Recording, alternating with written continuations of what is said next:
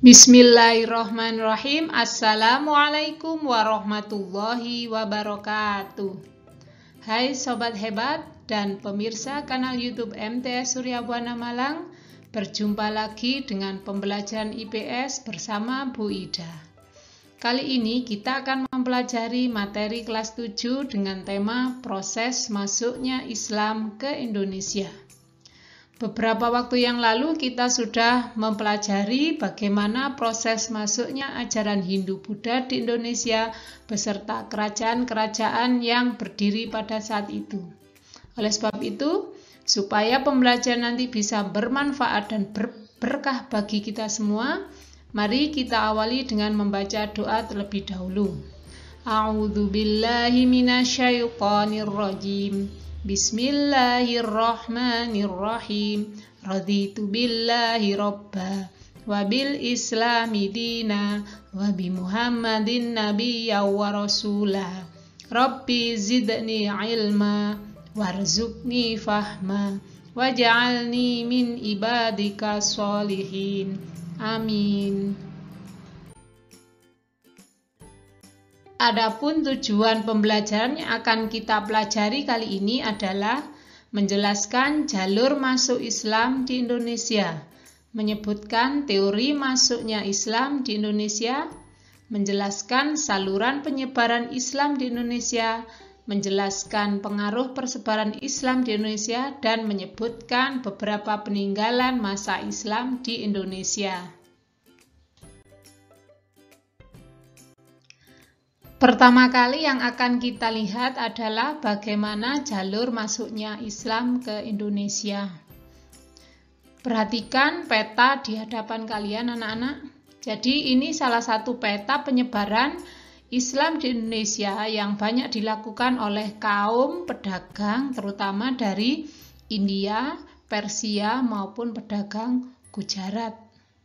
Sekarang kita lihat jalur masuknya terbagi menjadi dua, yaitu jalur utara, kemudian jalur selatan.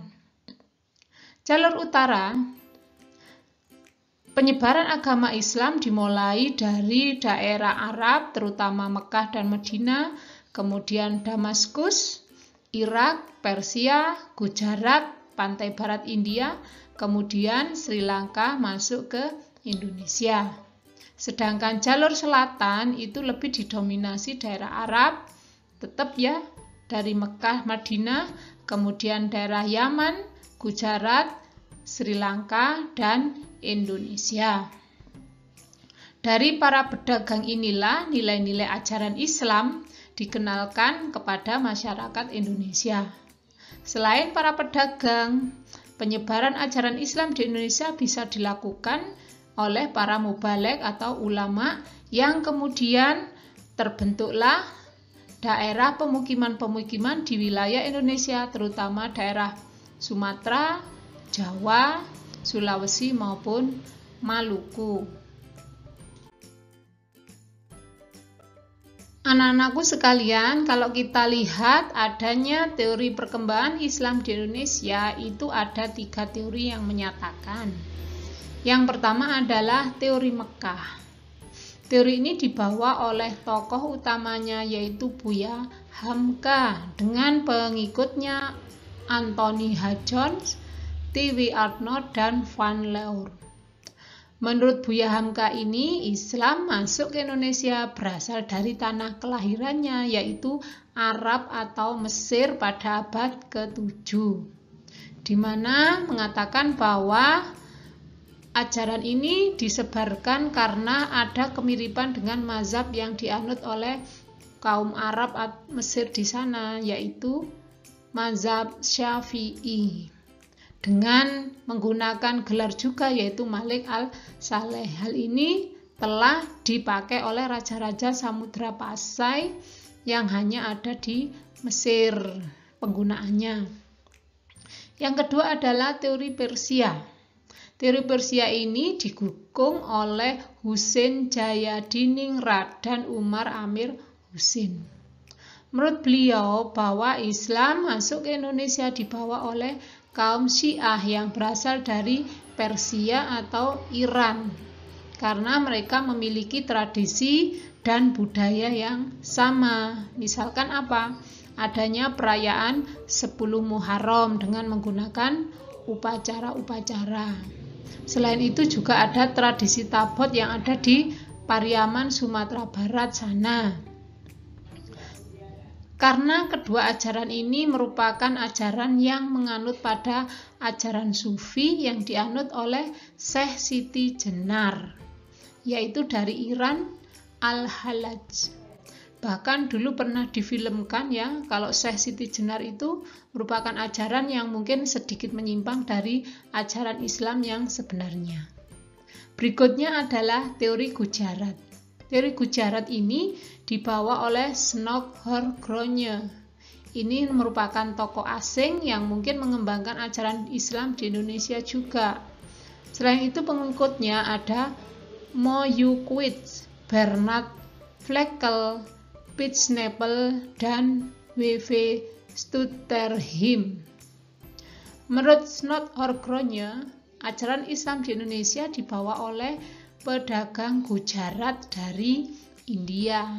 Sebagai buktinya adalah adanya penemuan batu nisan Sultan Malik al-Saleh pada abad ke-13, yaitu sekitar tahun 1297 Masehi, yang hampir sama dengan kesamaan batu nisan yang ada di Kambai, Gujarat sana. Selain itu juga adanya catatan Marco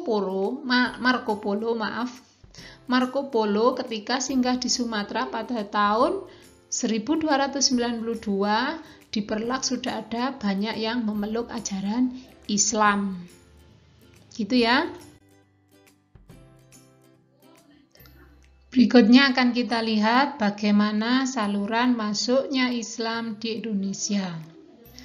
Saluran masuknya Islam di Indonesia itu melalui beberapa saluran, diantaranya yaitu dalam bidang perdagangan, pernikahan, pendidikan, kesenian, dan tasawuf. Kita lihat dulu perdagangan. Memang pada awalnya proses masuknya ajaran Islam yang paling terkenal yaitu melalui proses kegiatan perdagangan, di mana perdagangan ini dibawa oleh para pedagang dari Arab, Persia, dan Gujarat. Nah, inilah merupakan salah satu tujuan mereka, yaitu menyebarkan ajaran Islam di Indonesia. Yang kedua adalah melalui pernikahan. Banyak para pedagang ini yang melakukan proses pernikahan dengan penduduk asli Indonesia, yang akhirnya melahirkan putra-putri Muslim, ya, terutama dari kalangan bangsawan yang memiliki pengaruh besar untuk menyebarkan Islam di Indonesia. Yang ketiga adalah melalui jalur pendidikan. Pendidikan ini disampaikan oleh para ulama atau guru-guru yang menyampaikan di lembaga ajaran Islam. Mungkin kalau zaman dulu itu hanya dilaksanakan di surau atau dayah. Dayah ini adalah istilah lain dari pesantren. Kalau sekarang kan bisa dimasukkan dalam kegiatan madin, yaitu mengaji, yaitu madrasah diniyah yang sudah jelas di bawah naungan Departemen Agama. Ini pendidikan. Sedangkan jalur kesenian ini sangat besar sekali adalah peran dari para ulama yang terkenal di Indonesia, yaitu para Wali Songo, yaitu wali Allah yang secara perlahan-lahan memasukkan unsur budaya Islam baik melalui cerita, tembang maupun pertunjukan. Misalkan kalau kita lihat dari Sunan Giri. Sunan Giri ini menyampaikan ajaran Islam lewat lagu-lagu Jawa. Misalkan yang sudah kita kenal itu ada lir-ilir, cublak-cublak suweng, atau gending Jawa yang lain. Selain itu juga ada Sunan Bonang yang menyampaikan ajaran Islam dalam bidang kesenian melalui gamelan, dengan lagu terkenalnya adalah Tombo Ati. Selain itu juga ada yaitu Sunan Kalijogo. Sunan Kalijogo ini yang telah mengembangkan ajaran Islam dalam bentuk ukiran ya. Kita sering sekali ya kalau misalkan ke daerah Jawa Tengah itu hasil ukiran yang sangat terkenal merupakan hasil peninggalan dari ajaran Islam oleh Sunan Kalijogo. Selain itu juga ada berupa wayang. Kemudian baju takwa itu juga dari Sunan Kalijogo yang mengajarkan awal mulanya. Sedangkan yang dari tasawuf, saluran masuknya ajaran Islam melalui tasawuf ini merupakan jalan mengenal Allah dengan mendekatkan diri kepada Allah. Jelas penyebaran ini sangat mudah untuk diterima karena mereka akan mampu beradaptasi sesuai dengan ajaran yang disampaikan, baik itu secara alami ya, kemudian budaya-budaya yang berkembang di masyarakat ini melalui ajaran tasawuf. Adanya teori maupun saluran-saluran dalam proses penyebaran ajaran Islam itu akan membawa dampak yang sangat berpengaruh dalam kehidupan masyarakat. Apa saja dampak yang bisa berpengaruh? Yang pertama adalah dampak dalam bidang politik, di mana pada saat adanya keberadaan masa Hindu-Buddha, dulu terbentuklah sebuah kerajaan yang dipimpin oleh para raja. Setelah ajaran Islam masuk, kerajaan itu tergantikan dengan adanya kesultanan. Jadi wilayah itu dipimpin seorang kesultanan, akan tetapi untuk pemimpinnya yaitu raja itu masih tetap berlaku. Sedangkan kalau kita lihat dalam bidang sosial pada saat ajaran Hindu-Buddha kita melihat adanya strata kehidupan masyarakat mulai dari kasta yang paling tinggi yaitu kasta Brahmana sampai yang terendah yaitu kasta Sudra. Ini telah digantikan dengan adanya pengelompokan hanya berdasarkan para ilmuwan yang diperoleh saja. Misalkan kalau yang tertinggi itu ada seorang ulama, kemudian para sunan itu yang telah mengembangkan ajaran Islam terutama di Pulau Jawa. Selain itu juga ada penyebar ajaran Islam oleh para mubalik atau mubalighah. Sedangkan dalam bidang agama yang dahulunya masyarakat telah mengenal animisme, dinamisme dalam ajaran Hindu-Buddha, sekarang kita sudah masuk dalam anut atau masuk dalam ajaran Islam dan mulai berusaha untuk meninggalkan animisme dan dinamisme, meskipun dalam pengamatan kita adanya pengaruh adanya animisme dan dinamisme itu masih ada dan masih tetap diberlakukan dalam proses kesehariannya. Nah, inilah merupakan salah satu bentuk akulturasi budaya yang seharusnya tidak boleh. Kalau ajaran Islam itu harus diterapkan secara kafah atau secara jelas sesuai dengan aturan hukum, tidak boleh dicampur adukan dengan budaya atau kebiasaan masyarakat, apalagi itu mengadopsi ajaran Hindu-Buddha. Sedangkan dalam bidang budaya, seperti yang saya sampaikan tadi, terjadi adanya akulturasi budaya. Ini mungkin kalau dalam kehidupan, misalkan adanya atap masjid yang berbentuk tumpeng atau bersap-sap, kemudian adanya menara masjid, kemudian makam, seni ukir, itu nanti akan kita lihat di pembahasan berikutnya. Anak-anakku sekalian, sebagai bahasan yang terakhir kita akan melihat apa saja bentuk peninggalan sejarah pada masa Islam di Indonesia. Bisa kita lihat ini ada beberapa gambar dan hasil peninggalannya. Yang pertama ada berupa masjid. Karena masjid ini merupakan tempat ibadah umat Islam yang banyak didirikan di berbagai wilayah di seluruh Indonesia. Kalau contoh ini adalah salah satu peninggalan dari Masjid Baitur Rahman di Aceh. masjid ini yang luar biasa ya. Pada saat adanya badai tsunami pada tahun sekitar 2006 yang lalu, bahkan semua daerah itu luluh lantak, akan tetapi Masjid Baitur Rahman itu masih tetap berdiri dengan kokoh. Ini adalah bukti dari kekuasaan Allah. Yang kedua adalah keraton. Keraton ini merupakan tempat tinggal para pemimpin, yaitu pada saat itu raja di bawah kesultanan, yang sampai sekarang ada beberapa wilayah yang masih diabadikan, dijadikan sebagai sumber sejarah perkembangan Islam, baik itu ada di Keraton Yogyakarta, Surakarta, atau di Sumatera sana. Berikutnya adalah makam. Makam ini merupakan tempat tinggal ya. Kalau kita sudah di alam baka di sana, di mana di situ didirikan sebuah jirat atau kijing.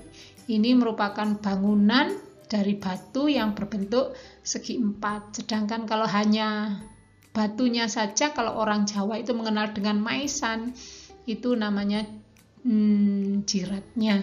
Sedangkan kijingnya yang berbentuk segi empat. Ada juga anak pernah melihat adanya cungkup, yaitu sebuah bangunan yang mirip seperti rumah ya, yang ada di makam-makam, yang sebenarnya itu dalam ajaran kita adalah dilarang, tidak diperbolehkan untuk membangun seperti itu. Berikutnya adalah hasil karya berupa kaligrafi.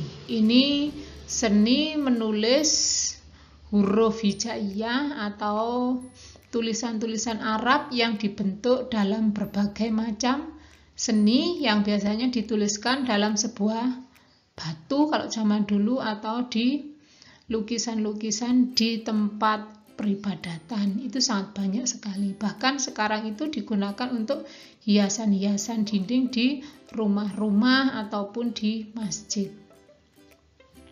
Berikutnya adalah karya sastra. Ini merupakan merupakan peninggalan sebuah karya yang sangat besar sekali, yang sampai saat ini masih dimanfaatkan. Misalkan adanya babat, yaitu cerita latar belakang suatu wilayah atau disebut sebagai sejarah berdirinya suatu wilayah. Kemudian hikayat. Hikayat itu merupakan bagian dari karya sastra juga, yang merupakan cerita dongeng sebagai penghibur atau penyemangat dalam hidup. Contohnya adalah karya Hang Tuah. Ada juga yang berupa suluk. Suluk ini merupakan contohnya gambar ini ya. Jadi itu merupakan kitab yang berisi tentang masalah-masalah gaib, karena ini pada zaman dulu masih mengenal adanya kepercayaan roh, yang digunakan oleh manusia bisa berupa simbol atau tulisan untuk menghapus adanya kejadian-kejadian pada diri seseorang. Setelah itu ada juga yang berupa syair atau puisi lama, mungkin kita sudah banyak mengenal ya. Berikutnya peninggalan berupa seni tari. Seni tari ini sangat terkenal sekali ya, yang berasal dari Aceh, yaitu tari Sedati, yang sekarang dikenal dengan tari yang dikenal dengan tari Saman. Nah, ini yang istimewa ya. Tapi ini mungkin adanya ajaran yang berhubungan dengan roh halus yang dikatakan sebagai debus, di mana kesenian ini berasal dari Banten ya, yang menggunakan senjata tajam atau kekuatan senjata-senjata apabila ditusukkan atau digoreskan ke tubuh itu tidak akan mengalami luka atau berdarah. Nah, ini jelas sekali kalau tidak ada adanya pengaruh roh halus, tidak akan mungkin terjadi. Kita sekali kena pisau aja sudah berdarah. Terus selanjutnya adalah sekaten. Sekaten ini merupakan peringatan hari besar Islam, terutama kalau memperingati Maulud Nabi ya. Bahkan di daerah Jawa Tengah sana masih diabadikan dengan mengadakan grebeg suro, yaitu dengan membuat sebuah tumpeng yang sangat besar yang diarak di jalan raya, kemudian disebarkan atau dimakan bersama-sama oleh masyarakat. Bahkan ada juga yang disebut sebagai larung sesaji, yaitu dikatakan sebagai upacara rasa syukur kepada Allah yang dibuang di laut. Itu kalau daerah Jawa Tengah sana masih banyak dilakukan. Anak-anakku sekalian dan pemirsa kanal YouTube MTA Surya Buana Malang, demikian tadi penyampaian materi tentang sejarah masuknya Islam di Indonesia. Semoga bisa bermanfaat dalam pembelajaran. Dan terima kasih telah menyaksikan sampai selesai. Mohon maaf apabila ada kekurangan atau kesalahan dalam penyampaian materi. Mari pembelajaran kali ini kita tutup dengan membaca doa akhir majelis. Bismillahirrahmanirrahim. Subhanakallahumma wa bihamdika asyhadu an la ilaha illa anta astaghfiruka wa atubu ilaik. Semoga bisa bertemu kembali. Wassalamualaikum warahmatullahi wabarakatuh.